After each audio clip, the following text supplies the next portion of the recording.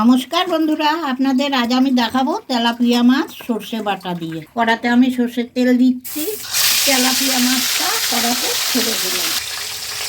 আমি সর্ষে কাঁচা লঙ্কা দিয়ে বেটে রেখেছি, আর কয়েকটা চেরা কাঁচা লঙ্কাও দিয়েছি, হলুদ টলুদ সব দিয়ে রেখেছি। তেল দিচ্ছি আমি ওই মাছ ভাজার তেলেতেই, কালো জিরে ফোড়ন দিচ্ছি। এবার আমি রেডি করে রাখা সর্ষে বাটা দিয়ে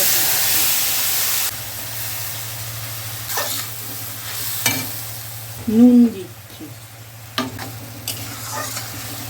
মাছগুলো দিয়ে দিলাম, সর্ষেটাকে ভালো করে কষে নিলাম। আর আমি জল দেব।